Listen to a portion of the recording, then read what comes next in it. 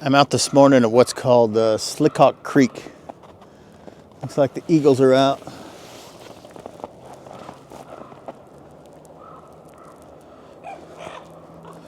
Eagles and crows are arguing this morning. I was gonna walk down to the creek here, and we had quite a crazy winter. It's been raining a lot, and then it froze, so there was just a thick layer of ice, and then it snowed on top of that. So, which is great. The snow gives you some traction on the ice, but not on a hill. It's basically 3 inches of powder snow and then ice underneath. So I started to go down that way and decided against it. But I came out here because during our Kenai River Guide course, they talked about the local tribes in this area. The Dena'ina is how they pronounce it, and how they lived in this area, many years ago. One of the unique things is that this sort of banana belt area that we're in creates a very unique environment in that the ground is thawed out enough to dig a pit when the salmon are coming in. And then they can line that pit with grass and store their salmon in there right before it freezes. So the salmon are coming in, July, August, September. They get their salmon down into that cool pit, and then it freezes, and it acts like a freezer for their whole winter long. They can store the fish. So a lot of areas, either, if it's not in this particular banana belt, the ground is too frozen to dig the pit when the fish are there, or it doesn't get cold enough to actually keep it cold. So just this little sliver of region, it's just the right place, and there's not very many places in the world that they were able to do that. So kind of a unique thing about the Slickock Creek, the Kenai Peninsula, is that the environment was just right that they could store food long term. And there are some of those depressions in the ground, some of those pits still around here. They're kind of a local secret. So I didn't try too hard to find them. And right now they'd be covered with snow anyhow. But this creek, this Slickock Creek, is one of the areas that those tribes lived. And so those pits are throughout this area. It just was kind of tied in with some of the things we talked about with our preparation for going out on the snow machine, and that led into our long-term food storage. So we've got a little, maybe you'll think it's boring, it's just us sitting in the kitchen, but we're giving you some really good information if that's something you're into. If you're not into that, come back next week. We hope to see you then. If you'd like to stick around and learn about long-term food storage and the way that we do it, I think some of the most unique, I haven't seen anyone else do it that way. And it's worked very, very well for us. So come along, let's go pick up Rebecca, and we'll sit down in the kitchen for a bit and go through our buckets and show you how we do that. And this is how they used to do it. Welcome to Food Storage 101. Okay, so as you get to know us, you will learn that we have interesting things in our past. And one of those is our survival type experiences. You're going to get the most unique food storage information you'll ever get anywhere right here today, I guarantee it. Yeah, it's sort of, I guess it started as a kind of a hobby, but then we were living in California at the time that we started all of this, and at the time in California, they were releasing hundreds. 40,000 felons early because of overcrowding. Right. And so we sort of decided that our family's safety and security became a priority. And so we went into kind of prepping and food storage and all kinds of different areas. But this is one of them, is food storage. And so we got really heavily into how do you take care of yourself if you need to in an emergency situation. And so that the first part of that is, what are your basic needs for nutrition? And of course you have to, think about things like, hydration, of course. There's the rule of threes, which is, 3 minutes without oxygen, Air, yeah. 3 days without water, 3 hours without warmth, 3 days without water, and 3 weeks without food. Right. And so food is the least of your worries. it's the least of your worries. But hopefully you're going to survive at least 3 weeks with all the other information that you know of survival. And so by the time you get to that, you want to have good food. So you have all these meals ready to eat, MREs, and we're going to try not to mention any specific names. But most of them are really, really high in sodium. And sodium, if you eat lots of those MREs, if you're only eating MREs, breakfast, lunch, and dinner for several weeks at a time with nothing else, you will have really destroyed your body. Your system cannot handle that much sodium. We've done the math, and it doesn't work well for you and your body. So we can talk a little bit about that and the protein needs of your body, and I have a medical background. Brian does not. So sometimes we agree to disagree on like specific numbers, but there are some general principles when you're talking about a survival situation, and you can go with general principles when you're in survival. So my background is in research and development. So I ask why and how. And just because someone's done it that way forever doesn't mean that's necessarily the right way to do it. There might be a better way to do it. And so the combination of that, along with Rebecca's medical school training, and then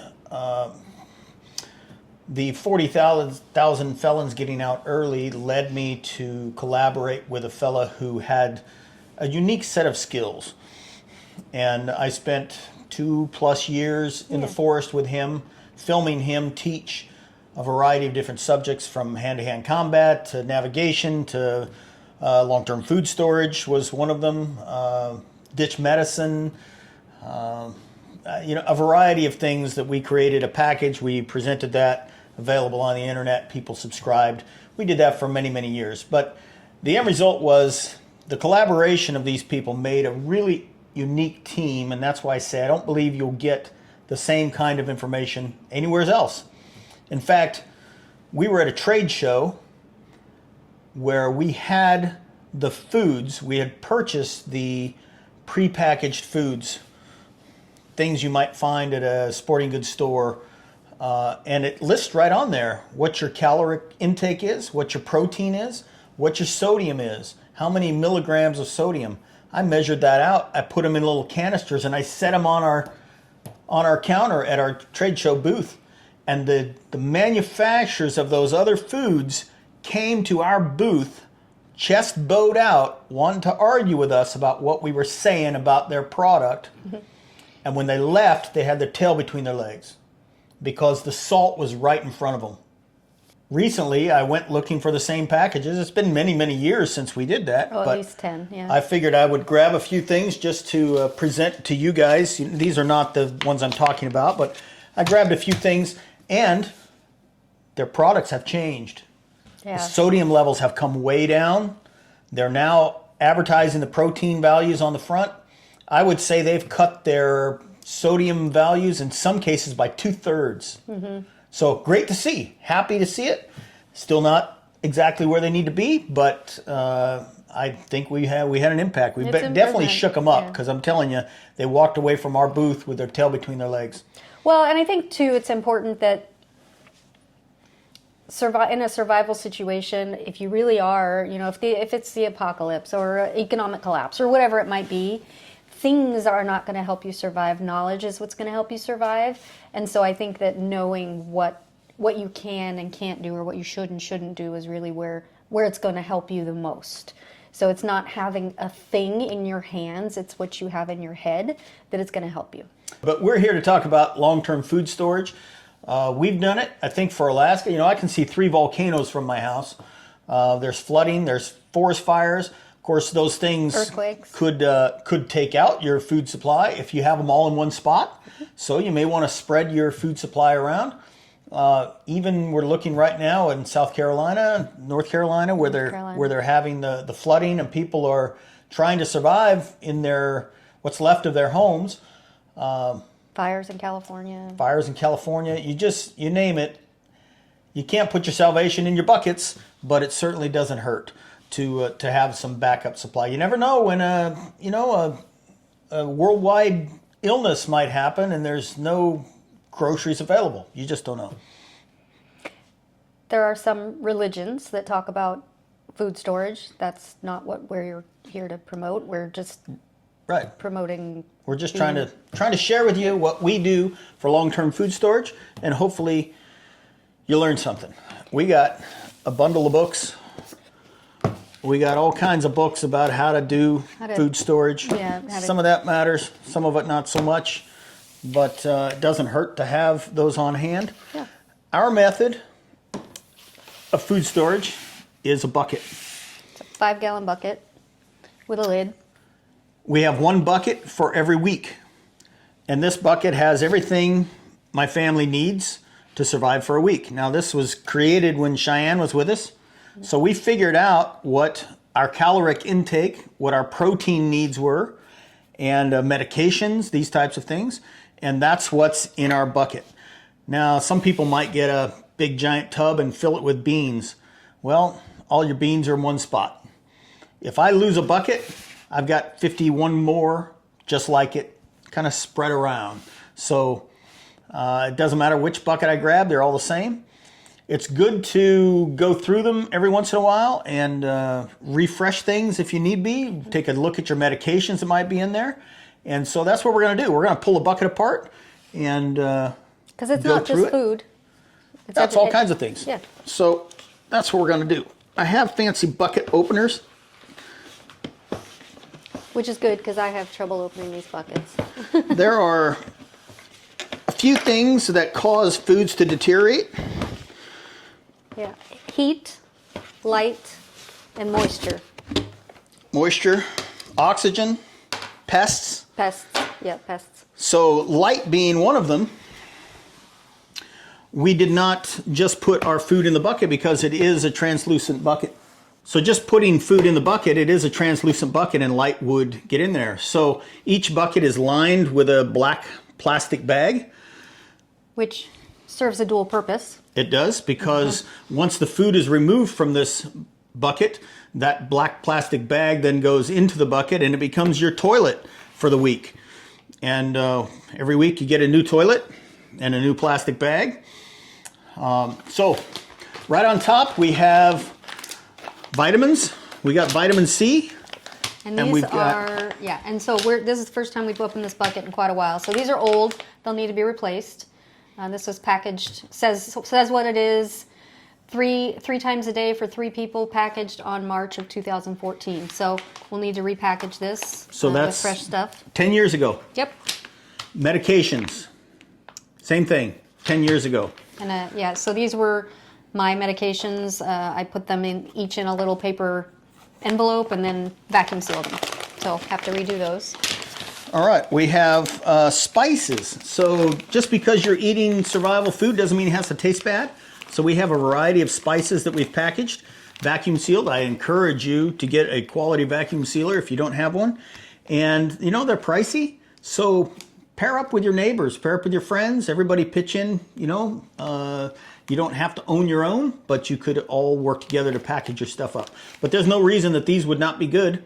Yeah. They've been void of moisture and oxygen and sunlight, and this is probably chili powder, cumin, paprika. I can't even tell. It's probably labeled if you opened up the thing. Oh, there's some beans and lentils. But yeah, spices just for cooking. You don't have to have bland food when you're surviving. Protein powder drink mix. No reason you can't get a lot of protein quickly. Mm-hmm. And these are lightweight, and it's protein. And we got several of them. Different flavors. All right. You can go any brand you want. These just happen to be a brand that we had on hand at the time.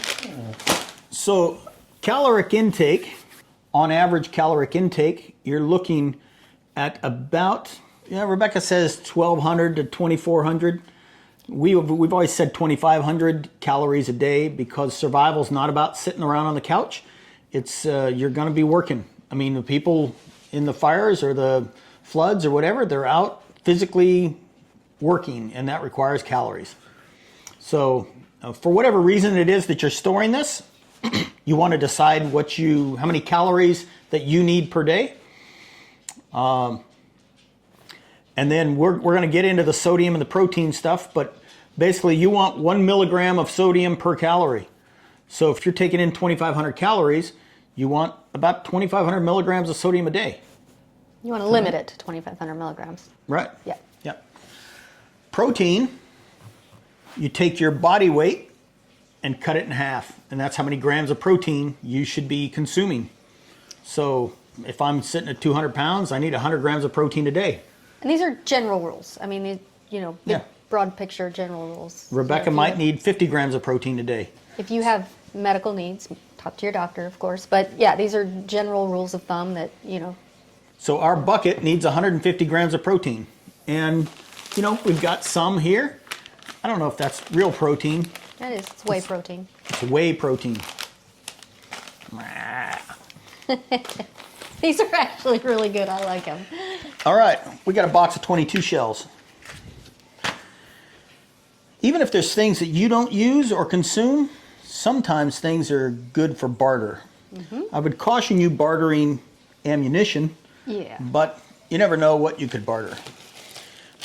Generally, things people might have an addiction to, like cigarettes or alcohol, you don't want to feed that addiction, but they'll generally give you whatever they can for a ciggy.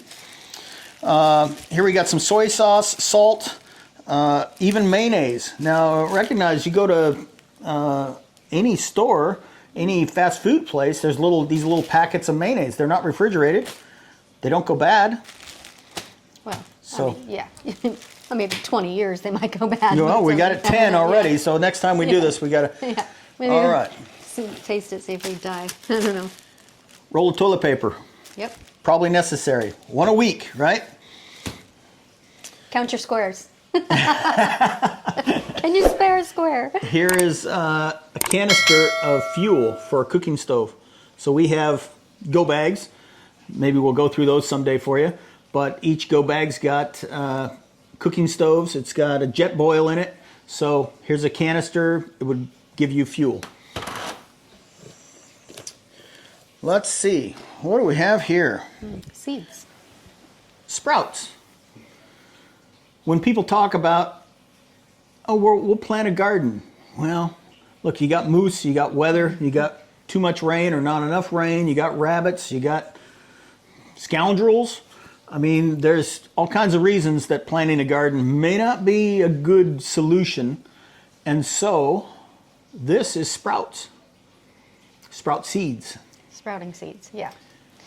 You can't vacuum seal, you can vacuum seal your sprouting seeds if you'd like, but you'll kill them. Yeah. They need to be able to breathe. And so we found the easiest way to store sprouting seeds in our buckets, the most economical, was in a pair of knee highs. Don't get the cotton crotch ones, just get the knee highs. And we'll show you how this works, but this will make enough fresh vegetables for my family for a week. This right here. The big thing right now is microgreens. Everybody's growing microgreens. This is the beginning of microgreens right here, and you can have your own microgreens in about 3 days with this. We'll do this. In fact, we could do it up right now. You want Yeah. to just get some water and toss it in and get it Sure. started? Yeah. Yeah, and the pantyhose, it's just again, you're not going to hear this anywhere else. This was the best way to store it. It allows the sprouts to breathe. You can grow them right in the thing. We started with sprouting trays and these things. What am I going to have, a sprouting tray in every bucket? 52 sprouting trays? That's not going to work. So these sprouts, you can buy Azure Standard, A-Z-Z-U-R-E, I believe it is. One Z, A-Z-U-R-E. A-Z-U-R-E, Azure Standard. They've got a mix, and there's some radish broccoli. There's kind of a variety mix. Mm-hmm. If you've never purchased from Azure Standard, it's a unique deal. It's kind of like a bunch of homeschool moms show up at a park in the middle of the night, and they sneak their chicken feed and their you know, organic tofu, whatever it is like they're doing. Yeah, it's like a co-op. The truck comes and then you meet them in the parking lot and then you pick up your order. The parking lot or a park. It's kind of a weird deal, but pursue it. Azure Standard is available all over the place. I know they do here in Alaska also. So there it is, our sprouts. We're just gonna put them in a bucket of water, and those are gonna sit there overnight. And you agitate them. So you want to agitate them vigorously. So, you know, make sure that water's in there. Those are going to sit overnight. We cover them so they're not getting sunlight or light of any type. And then about every couple hours you come and you just agitate them vigorously. You see why being in a pantyhose is a good thing, because all your seeds are in one spot. You store them in your bucket. You sprout them right in the same pantyhose, all is well. So that's our sprouts. Okay. We have the same thing, but different. But different. You want to tell them about that? This is whole grain. This is cracked wheat, basically. So you can sprout this. You can sprout it to grow wheat if you want to, but you can also take this and put it through a grain mill and make flour, and you can bake bread then if you want to. So that's what this is. And I've actually made bread with this. I've made. That is Ezekiel bread. This is what you would use to make Ezekiel bread. So this is. So Ezekiel 4:9, I believe it is. 4:19. 4:19. God told Ezekiel, go off in the wilderness, make your bread out of this. Ezekiel bread has everything you need, I think short of vitamin C, maybe? Short of vitamin C, yeah. And you sprout the wheat berry. Wheat berry, yeah. Once it's sprouted, it turns from a carb to a fiber. Well, yeah. Let's listen to the expert here. Yeah. I mean, it is a fiber, but you release the enzymes when you sprout it, and then once you sprout it, then you dry it. And then once it's dried, then you put it through the grain mill and use that flour then to make your bread. So you've got your sprouted wheat flour for Ezekiel bread. You want to sprout that until the sprout is the length of the original wheat berry. The original wheat berry, yeah. And we can go through that process. If you guys are interested, drop in the comments, let us know. But we can make you some Ezekiel bread and you can see how that works. But Ezekiel bread has protein, it has fiber, it has everything you need short of vitamin C, which is why the pirates and the East India Trading Company dropped off the Dutch down in South Africa to plant orange trees because they were all getting scurvy. Scurvy, yeah. Right, from no vitamin C. But that's why we put vitamin C in our buckets, because vitamin C, if you don't have access to citrus, is the one thing that you won't be able to find very easily. And that's scurvy if you don't have vitamin C. All right, here is our retorts, and we're gonna replace these. These have been in here since 2012. So these are 23 years old? 23, yeah. No, 13 years old. Yeah, 13. 13 years old. Yeah. So this is all the food. Now, generally, survival food you should perceive like gasoline. You're not going to put 10 gallons in your garage and leave it there for 10 years. You should be putting it in your car, burning it, and keep filling your tanks up so that you cycle it through. We failed to do that. We just live on our normal deal, and this is kind of like insurance. It sits, off to the side. Well, we'll probably try and eat these, and we'll basically just recook them, reheat them, and make them into a meal like a dinner or something. And they'll probably still be fine. We're going to check them and see, but they'll probably still be fine. When we first started doing these, and we'll talk about kind of how this all came to be, but when we first started doing these, we were just pressure cooking them, opening them, eating them. And then the FDA actually contacted Holly and said, hey, this is kind of a new thing. We kind of wish maybe you would encourage people to cook it once it's out of the package.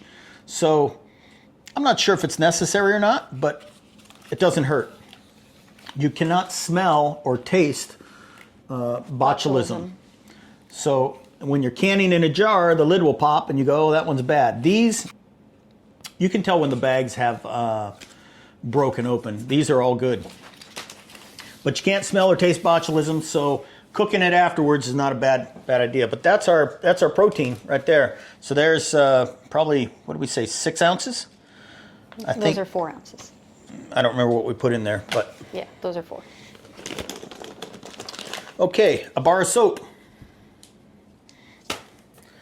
Right, because Dirty Hands, my buddy that we partnered up with, said in every situation when he was overseas in bad places with teams of people, the guys who were not clean got sick. Mm-hmm. So you just, bar of soap, definitely bar of soap. Talk about the sugar. Oh, okay. So here we go. Sunlight, moisture, pests. What else? Temperature. These are all the things. So we package this is sugar. It's probably 1 cup. I don't know. Yeah, I think it's a cup. We put it in a brown paper bag. Then you put it in the vacuum sealer. That allows you to label the bag and vacuum seal it. And that's sugar. There's no reason that's not still good. Yep. That looks like vitamin C and probably a multivitamin. Yep. Candles. Little, what do they call these? I don't know what you call those little things. But you can find them at usually restaurant supply stores. They put them underneath the little sternos or something. So we got half dozen candles. Candle will actually provide quite a bit of heat if you do it right. Yeah. You know, with your poncho. But just another source of light.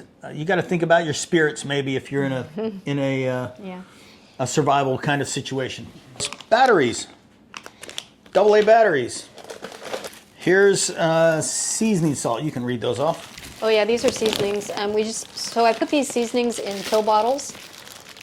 Just that looked like a good place to utilize old, or I think actually at the time I owned a medical practice and had some empty pill bottles. But so I've got sea salt. I've got multi-seasoning. I've got one of the labels came off. Garlic salt. Cumin, baking soda. Whatever you want to put in there. Yeah, baking soda, probably baking powder. I don't know. Like, shoot, you might want. I think I did. Oh, you know what I did? I did these buckets so you could make like pancakes. You could make anything. I did baking soda, pepper, cumin, sugar. No, sage, chili powder, and baking powder. Again, if you're not using them every week, it's things to barter and trade with people. Yeah. Make your rice and beans taste a little better. Here's butter. We retort butter. There's no reason that's not good. 10 years later, it's perfect. Oh, cinnamon. Cinnamon. Yeah. Okay. What do we got here? Dried whole egg powder. So anything that you would need eggs to make a recipe with. Yeah. This here is not, there it is, it's labeled pancake blend, spelt, garbanzo, and wheat. We ground that up ourselves, I remember. Yep. Pancake blend. We have a grain mill. We'll show you that at some point. But, you know, pancakes sometimes require eggs. You got eggs. Yeah. Right? In case you eat your chicken. Elbow macaroni, 1 cup. Because we had Cheyenne with us, and all she wanted was macaroni and cheese. Chicken bouillon. Small, lightweight, doesn't take up much space, adds a lot of flavor. There we go. Oh, gosh, that sun is blinding me. Steel cut oats. You make some oatmeal or cookies if you want. White rice. So rice is one of those odd ones that it will actually go rancid if you don't store it properly. So this one I'm really curious to cut open and see how it did, because it does have, rice has oils on it, and if you don't store it properly, it can go rancid. So I'm really curious to see how this one did. Black beans. This one's not even labeled because you can look right through it and see that it's black beans. We got cheese, shells and cheese, macaroni and cheese. Again, the idea is, hey, once a week you get to have your favorite little mac and cheese when you got a little kid in the house. Doesn't hurt to have, keep them happy. Give them something to look forward to. Green lentils. I don't know if you've ever had lentil soup, man, but that's a lot of lentil soup right there. So the white rice does not smell bad. Doesn't look bad. I don't see any discoloration. I will cook it and see how it does. That's been in there 10 years. Here's our ingredients for Ezekiel bread, the rest of the ingredients. I think part of it was in that pantyhose. Yep. But these ones don't die if you vacuum seal them. So the combination of these two makes your Ezekiel bread loaf. Quite a bit of it, actually. Yep. Yeah, the actual live wheat berries that you got to sprout, but these parts that are in here don't sprout. They just get ground up with it. Yeah, and that's barley, millet, green lentils, white beans, kidney beans, pinto beans, and salt. I forget what this one's called. It might be millet. That's millet, yeah. So that's just millet. Now, interesting thing about this is also bird seed. Bird seed, so you can lure in your birds. And You could use it in your trap if you needed to. What else do we got? Sugar. more sugar, that's interesting. And, oh, here we go. Oh. Yeast. Yeah, yeast. Again, you can't vacuum seal it because you'll kill it. So, but it doesn't hurt it to be in the bucket. And that's 10 years old. Interesting to know if it would still be alive now, but if not, I know how to do sourdough now, so. And vanilla extract. I'm not sure why. Maybe for making ice cream in a survival situation. I'm not sure. For baking, you put it in pancakes. You can put it in all kinds of things. Oh, and a scrub pad for scrubbing your dishes. And the black plastic bag and the bucket. So I think we would eat pretty well for a week. for Probably more than a week. 52 weeks. Yeah. Because we have 52 buckets just like this. Some of them I know have quarters in them. I think a few have silver coins. Yeah. I know they've all got 22 shells.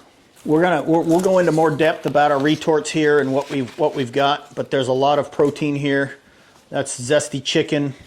There's pork loins, a variety of different things, but we do have butter. We have some that have bacon in them. Obviously, every bucket doesn't have the exact same meat source, but this is our protein. You know, as we said, we need 150 grams of protein per bucket. Actually, it was more than that because Cheyenne was with us, so it's probably closer to 200 at the time. And that's our protein right there. You know, if you're trapping, if you've got some live traps set up, if you're hunting or fishing, then that just supplements it.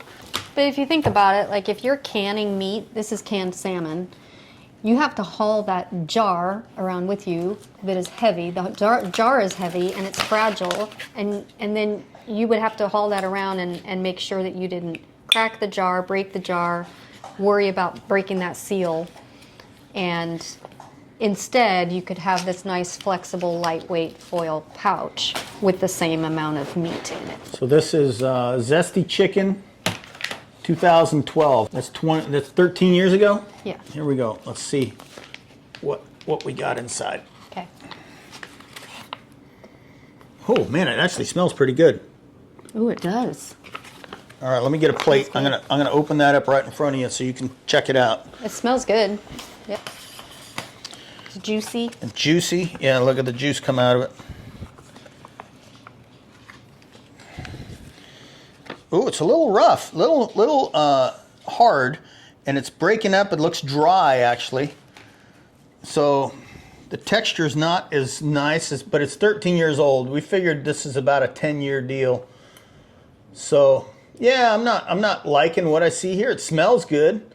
I'd probably want to cook that first, but I think 13 years is probably pushing the limits. Yeah, I think so. But it doesn't smell rancid. It doesn't smell rotten. No, it looks kind of like some store-bought stuff. Go on. You see how it looks dry? It does. It looks really dry. like the moisture came out of it. We have had some struggles keeping these buckets a consistent temperature. Yeah, they were in a really hot area for a while. In our storage unit for a while, and then of course they were on the shipping container coming over in the winter time, so they got really cold. So you do the best you can, you know, but this is if you were cycling your food through and open it, you'd never have this issue. So it's not, I mean, it's not terrible. You can kind of see what we got here. So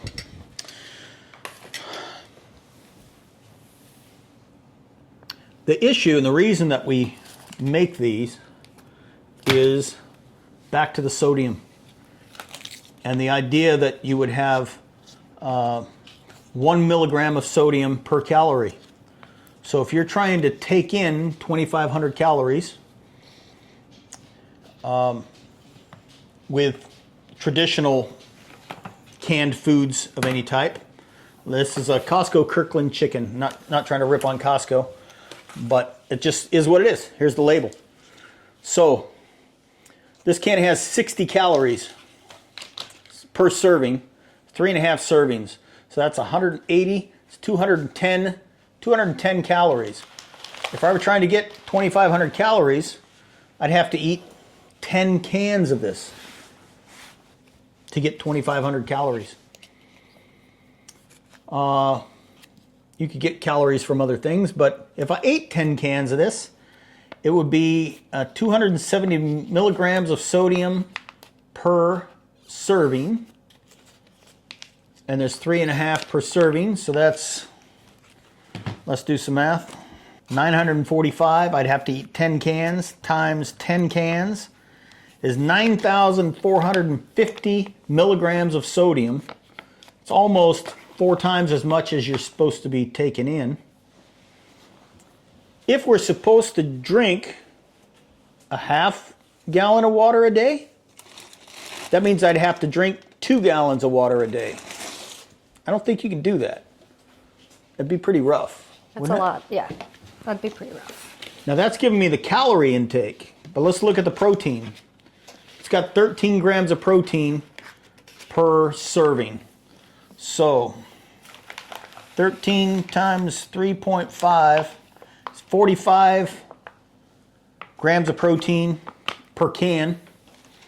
And I would need 100 grams of protein a day, so we're going to just times that by 2, right? 91, that gives me 91 grams of protein, and I'm taking in 530 milligrams of sodium. So that's where you're trying to do the math. Can you consume enough calories and protein with a prepackaged thing without getting all the extra sodium? If you take in too much sodium, it's fine, so long as you can drink water to balance things out. But if you're taking in too much salt, it's the same thing, the same reason you can't drink salt water when you're on a deserted island. It messes up the osmolytes in your brain and you kind of go crazy. In your brain and your heart and your kidneys and your entire body runs on having a proper balance of electrolytes in your system, and sodium and potassium are part of those electrolytes. And so the sodium levels are huge, especially in a survival situation. Now, if you're out there working away and you're sweating like crazy and you're just, dumping salt because you're sweating a lot, of course you can take in a little more sodium, and your body will compensate, but not to the extent that you're just going to be over the top with all that sodium from the day MREs. after day after day? Day after day. No, it's just not going to happen. Some of those MREs that we had found, years ago, some of them were 10 times the amount of sodium that a person needs. Here's a regular can of, but let's just look at it. 6 servings per container. That's 6 servings, right? I mean, if you were having a meal, you'd cut that into a couple sandwiches and eat the whole can. 180 calories per serving. So 180, that's got 1,080 calories. So you could have 2.5 cans of this would give you your caloric intake. But protein, 7 grams of protein. Let's look at 7. Okay, so 100, if I need 100 grams of protein divided by 7 is 14. 14 servings of this would give me 770 milligrams of sodium per serving, 11,000 milligrams of sodium, 5 times the amount of sodium to get the protein I need out of Spam. That's not sustainable. That's in one day. Yeah, that's if you did it day after day. So, you know, this is not a good long-term food storage solution. And I pulled, you know, you can do your own labels, do your own math. Vienna sausages, tuna fish, they pack them with salt. Those prepackaged, I didn't buy any because I don't want to get into that, but the prepackaged meals, look at the sodium, look at the calories, look at the protein, and in the end, retort's the way to go, and get your rice and beans. Now you can control your own sodium that you put in the retort. Sure. You can get protein from beans. Oh, by the way, just real quick, I opened the pork one, and it's nice and soft. Oh, okay. And it still smells good. Think it's safe? Yeah, I would eat it. 13-year-old pork. We cooked it ourselves. It's not salty. It tastes good. I guess if I die tomorrow, you guys can don't eat 13-year-old pork. It tastes a little dry. Yeah, yeah. And it's a little bit dry. A little dry. But survival? It doesn't smell bad. No. Survival? Man, I would eat it. Yeah. But let's hope we don't get botulism and die. So you can get protein from beans. You can. 7 to 8 grams of protein per ounce for chicken. That's that. But for beans, it's 3 grams of protein per ounce for beans. So for me to get 100 grams of protein, I have to eat 2 pounds of cooked beans to get my protein intake. For a day. I don't think she wants to be in the bunker with me if I'm eating 2 pounds of beans every day. So consider how much cuddling you want to do in a survival situation. Yeah. Now, listen, I think beans and legumes are, you know, they're great supplements to any other protein source that you might want to eat. But you're not gonna exist on beans alone, I don't think. No, you got to have. Yeah. And keeping your spirits up, you got to have a thing of mac and cheese. You have variety. You have some spices. You got to. Yeah. Now, obviously, we're not vegetarians, but you can't. I don't think that if we were in a survival situation where we were truly living off our own stores for 3 to 6 months, beans aren't going to cut it. Not going to cut it for us. No. It'll keep you alive. Yeah. Beans and rice, you know. Yeah. Well, and your body is going to take anything that it consumes. Your liver is going to convert that to energy. Your body does that. It's called gluconeogenesis. But it'll do that with meat. It'll take the meat and it'll convert the protein to a sugar that you can use for energy. So, but there's no such thing as an essential carbohydrate. There's no such thing. Your body does not need carbs. You might crave them, but you don't need them. So I think that people kind of get lost in that whole carbohydrate thing. There are essential proteins that you need. Proteins are the building blocks.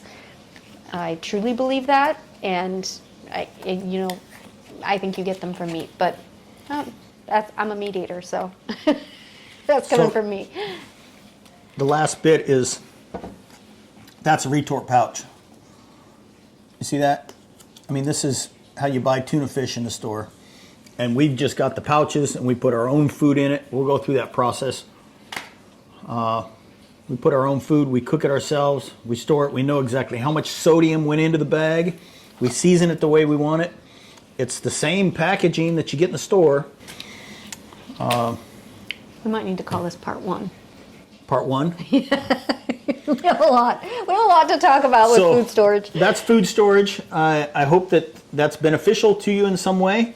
I I encourage you to partner up with friends or family or your church, your organizations. Buy a vacuum sealer. Get the paper bags, label it. You can buy a 50-pound sack of beans, and you put 1 cup or 1.5 cups in a bag, and distribute your food source evenly through multiple buckets instead of having it all in one spot. Yeah, and we didn't do this in a day. I mean, our 52 buckets took us It takes a while to accumulate. a while. I Yeah. mean, it took us a couple of months to get our system down and accumulate. But there's no reason you couldn't do it in a day. Well, you could. If you had an organization, a big Sure. community hall, and a vacuum sealer, and everybody brought, one guy brings a bag of beans and someone brings a bag of rice, and Sure, yeah. you could certainly assemble this quickly. And you don't need 52 buckets. And your caloric intake or your protein might be different than ours. You might have a bigger or smaller family. You might not like the foods that we're eating. Try different things, but this is how we do our long-term food storage. Of course, we have a pantry, we have a freezer, we have just like everybody else, but we've got this set aside.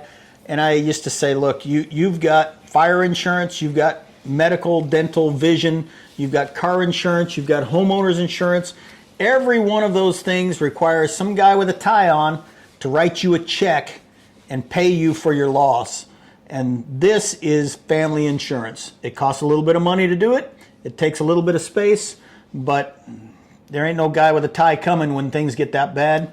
And we just don't have to, we don't worry. It's one more thing we don't worry about. I don't worry. When the power's been out for 24 hours or more, or the roads are closed, there's an avalanche and you can't get to Anchorage, or who knows what, I don't worry at all, because I know that I've got everything I need for months and months and months down in the storage or spread around somewhere that we can gather it and get it pretty quickly, and we're not going to die.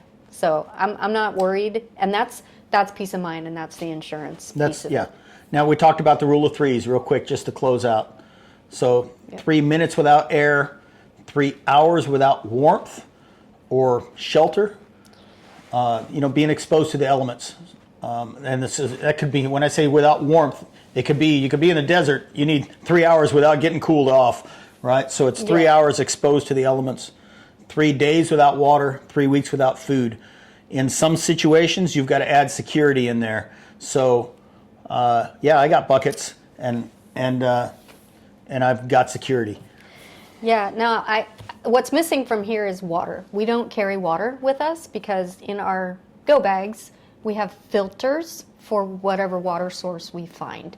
I think we've found that it doesn't make any sense to carry or store water, particularly because of the logistics of it, and it's heavy, and it just doesn't store well. It doesn't make any sense. It's better to have a filtration system, specifically one that's small and portable would be most helpful, but if you have one for your home, that's great, or for your whatever site you're going to be going to, that's awesome. But even those little straw ones for if you're going to be backpacking or something. But that's why we don't have water in our storage buckets, because you're going to filter your water wherever you're at. We have water sources. Yeah.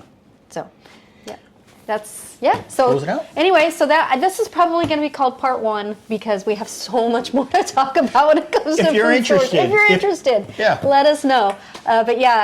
Hopefully this has been helpful to you, and hopefully we never have to use any of this. We hope and pray that we never have to use any of this. But again, knowledge is key. Hopefully you don't have to, invest in anything major. But lean on your family, your friends, your fellow churchgoers or whatever. And we have supplies to help people out. Yep. Right? We're not trying to be stingy. Nope. It's my job as a husband and father to take care of my family. Yeah. So we've done that, and if we have stashes available to help other people if they need it. But there's a balance there. Like, hey, I want to help everybody, and that's why we're making this video. So you can go get your own ready, right? Yep. Anyway, well, thanks for watching, and hopefully this has been helpful for you. I hope it wasn't too boring sitting in our kitchen, but thank you for watching. We do appreciate it. Thanks. Well, here's one for you. I think the neighbor dog came over and peed on my generator. I guess he's doesn't like Honda. I don't know.